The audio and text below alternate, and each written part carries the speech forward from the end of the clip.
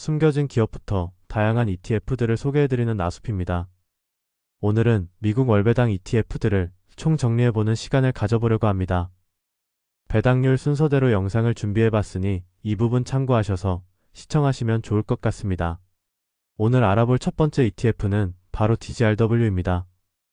해당 ETF는 ROE, ROA와 향후 수익, 성장률 예상치 등을 고려하여 수익성 높은 성장주에 분산 투자합니다. 과거 수익률에서는 S&P 500과 비슷한 성과를 기록하였으며 올해 성과는 DGRW가 좀 더 우수하고 장기 성과는 S&P 500이 좀 더 우수한 편입니다. 여기서 S&P 500은 VO의 성과를 가져왔다는 점 참고하시길 바랍니다. DGRW의 기본 정보를 보면 운용사는 위즈덤트리로 SCHD의 운용사로 유명한 회사이고 상장일은 2013년 5월 22일로 꽤나 긴 역사를 가지고 있습니다. 총 수수료는 0.28%로 패시브 ETF 중에서는 다소 높은 편이며 운용 규모는 하나 약 22조 원이고 연간 배당률은 1.5% 수준입니다. 다음으로 구성 종목을 살펴보면 빅테크 기업인 마이크로소프트, 애플, 엔비디아 등이 포함되어 있지만 동시에 에너지 회사인 엑슨모빌과 쉐브론 등도 꽤나 큰 비중으로 포함되어 있습니다. 섹터별 비중을 보더라도 IT 섹터의 비중이 가장 크긴 하지만 산업재, 필수소비재, 헬스케어 섹터 등에도 잘 분산되어 있는 편입니다.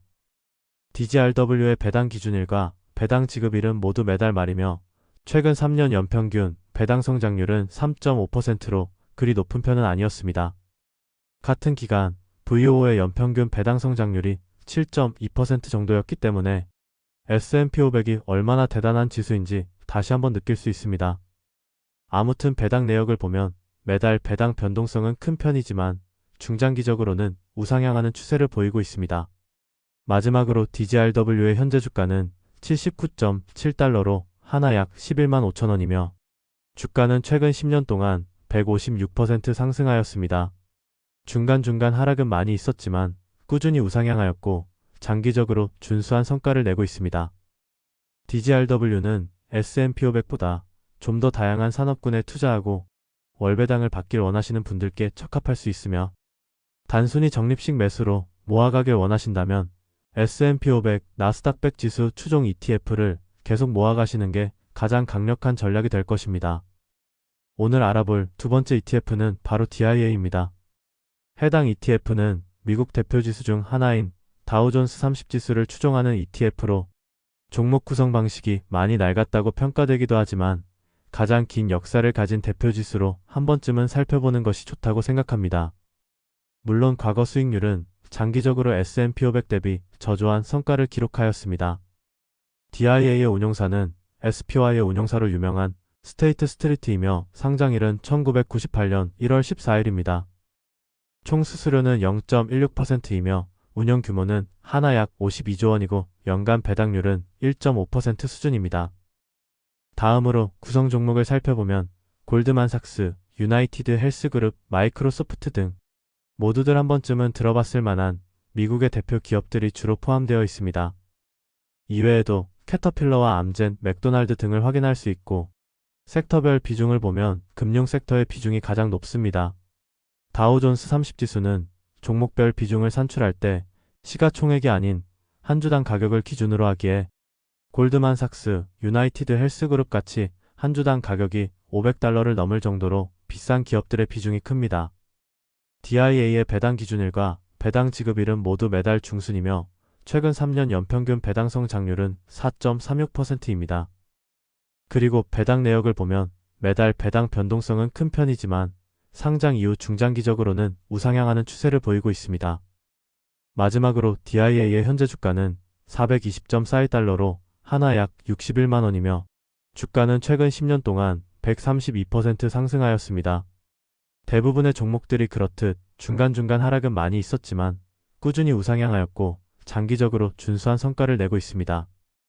물론 S&P 500, 나스닥 100 지수 대비해서는 부진한 흐름을 지속적으로 보이고 있기에 최근에는 많이 언급되고 있지 않지만 100년 이상의 역사를 가진 미국의 대표 지수로 기억해 두시면 좋을 것 같습니다. 오늘 알아볼 세 번째 ETF는 바로 VSDA입니다. 해당 ETF는 배당금을 지속적으로 인상한 배당 성장주에 투자하는 종목으로 과거 수익률은 장기적으로 S&P 500 대비 저조한 성과를 기록하였습니다. VSDA의 운용사는 빅토리 캐피탈이며 상장일은 2017년 4월 18일입니다. 총 수수료는 0.35%로 패시브 ETF 중에서는 다소 높은 편이며 운영 규모는 하나 약 3,500억 원이고 연간 배당률은 2.4% 수준입니다. 다음으로 구성 종목을 살펴보면 알트리아, 프랭클린 리소시즈, 메드트로닉 등 배당 성장주이면서도 배당률이 높은 종목들의 비중이 큽니다. VSDA는 장기 성과는 많이 부진하였지만 섹터별 비중을 보면 IT 섹터의 비중은 거의 없고 필수 소비재, 금융, 산업재, 헬스케어 섹터 비중이 높아 분산 용도로 활용하기 좋습니다.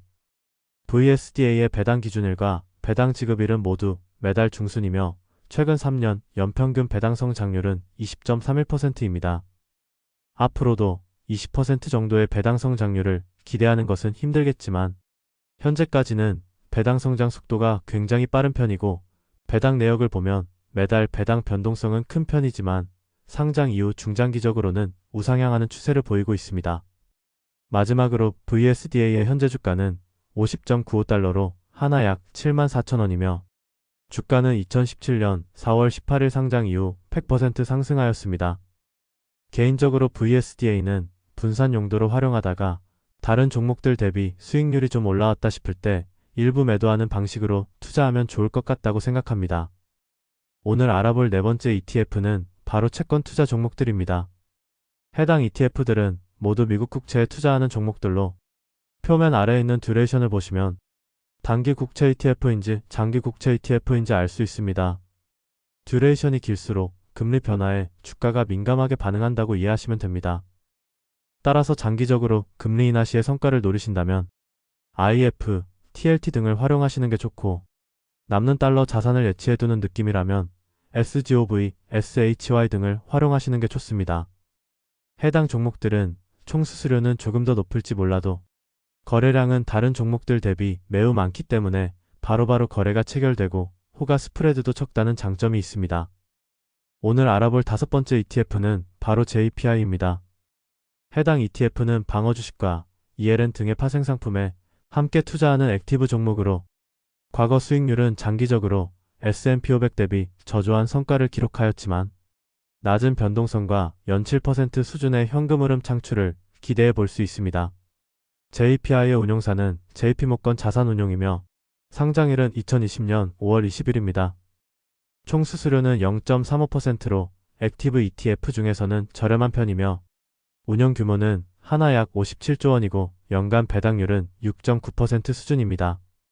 다음으로 구성 종목을 살펴보면 제약회사인 에브비, 결제회사인 마스터카드, 비자 등 다양한 산업군에 걸쳐 분산 투자하고 있습니다. 투자 비중이 가장 큰 종목이 1%대로 쏠림없이 분산 투자하고 있음을 알 수 있고 섹터별 비중도 잘 분산되어 있습니다. JPI의 배당 기준일과 배당 지급일은 모두 매달 초이며 최근 3년 연평균 배당 성장률은 마이너스 1.17%입니다. 배당 내역을 보면 매달 배당 변동성은 큰 편이지만 상장 이후 한 번도 빠짐없이 배당금을 지급해왔습니다. 다만 배당금 자체는 소폭 감소하는 모습을 보였습니다. 마지막으로 JPI의 현재 주가는 57.11달러로 하나 약 82,000원이며 주가는 2020년 5월 20일 상장 이후 14% 상승하였습니다. JPI는 높은 수익률을 기대하기는 힘들지만 다양한 종목과 섹터에 잘 분산되어 있기에 안정적인 현금 흐름 창출을 기대해 볼 수 있다고 생각합니다. 물론 배당금이 과거 대비 소폭 감소하는 모습을 보였다는 점은 아쉬운 부분입니다. 오늘 알아볼 여섯 번째 ETF는 바로 GPIX입니다. 해당 ETF는 S&P 500 지수에 포함된 주식과 옵션에 함께 투자하는 액티브 종목으로 과거 수익률은 S&P 500과 비슷한 성과를 기록하였습니다. GPIX의 운용사는 골드만삭스 자산운용이며 상장일은 2023년 10월 24일입니다. 총 수수료는 0.29%로 액티브 ETF 중에서는 저렴한 편이며 운영 규모는 하나 약 8천억 원이고 연간 배당률은 8.9% 수준입니다. 참고로 구성 종목과 최근 성과가 비슷한 유사 ETF로 SPYI를 고려해 보셔도 큰 문제는 없습니다. 다음으로 구성 종목을 살펴보면 기본적으로 S&P 500 지수에 포함된 주식들을 기반으로 하기에 시가총액 순서대로 애플, 엔비디아, 마이크로소프트 등의 빅테크 기업들이 상위에 위치해 있습니다. 그리고 빅테크 기업들이 많이 포함되어 있다 보니 섹터별 비중에서도 IT 섹터의 비중이 가장 큽니다. GPIX의 배당 기준일과 배당 지급일은 모두 매달 초이며 아직 상장 이후 시간이 얼마 지나지 않아 배당 성장률 데이터는 집계되지 않습니다. 배당 내역을 보면 매달 배당 변동성이 거의 없이 일정한 금액을 지급해주고 있고 딱히 감소하는 모습도 확인되지 않습니다. 마지막으로 GPIX의 현재 주가는 47.01달러로 하나 약 68,000원이며 주가는 2023년 10월 24일 상장 이후 20% 상승하였습니다. GPIX는 S&P 500 지수 성과를 나름 잘 반영하고 있고 비교적 낮은 변동성으로 매달 배당금을 지급해주고 있기 때문에 VO, QQQ 등에 투자하실 때 현금 흐름을 좀 더 확보하고 싶으시다면 GPIX를 고려해보시면 좋을 것 같습니다. 오늘 알아볼 마지막 7번째 ETF는 바로 QQQI입니다.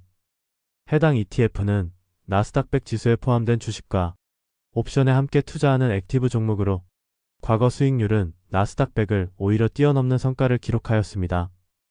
QI의 운용사는 네오스이며 상장일은 2024년 1월 30일입니다. 총 수수료는 0.68%이며 운영 규모는 하나 약 1.6조 원이고 연간 배당률은 15% 수준입니다. 참고로 구성 종목과 최근 성과가 비슷한 유사 ETF로 GPIQ, JPQ를 고려해보셔도 큰 문제는 없습니다. 하지만 최근 1년 성과는 QI가 높은 하락 방어력을 보여주면서 가장 우수한 상황입니다. 다음으로 구성 종목을 살펴보면 기본적으로 나스닥 100 지수에 포함된 주식들을 기반으로 하기에 S&P 500과 비슷하게 시가총액 순서대로 애플, 엔비디아, 마이크로소프트 등의 빅테크 기업들이 상위에 위치해 있습니다. 그리고 빅테크 기업들, 기술주들이 많이 포함되어 있다 보니 섹터별 비중에서도 IT 섹터의 비중이 50%에 달할 정도로 굉장히 큽니다. QI의 배당 기준일과 배당 지급일은 모두 매달 말이며 아직 상장 이후 시간이 얼마 지나지 않아 배당 성장률 데이터는 집계되지 않습니다. 배당 내역을 보면 QI 역시 매달 배당 변동성이 거의 없이 일정한 금액을 지급해주고 있고 딱히 감소하는 모습도 확인되지 않습니다. 마지막으로 QI의 현재 주가는 49.14달러로 하나 약 71,000원이며 주가는 2024년 1월 30일 상장 이후 2% 하락하였습니다. QI는 나스닥 100 지수 성과를 나름 잘 반영하고 있고 비교적 낮은 변동성으로 매달 배당금을 지급해주고 있기 때문에 VO, QQQ 등에 투자하실 때 현금 흐름을 좀 더 확보하고 싶으시다면 QI를 고려해보시면 좋을 것 같습니다. 이렇게 오늘은 미국 월배당 ETF들을 총 정리해보았습니다. 배당률이 1%대인 종목부터 15%인 종목까지 월배당 ETF들을 살펴보았는데요. 다음에는 배당률이 15% 이상인 월배당 ETF들에 대한 정리 영상도 준비해보도록 하겠습니다. 그럼 오늘 영상에 대한 다양한 의견을 댓글로 남겨주시길 바라고 궁금하신 부분도 댓글로 남겨주시면 최대한 답변드리도록 하겠습니다. 그럼 오늘도 끝까지 시청해주셔서 감사드리며 다음에는 더욱더 유익한 정보로 찾아뵙도록 노력하겠습니다.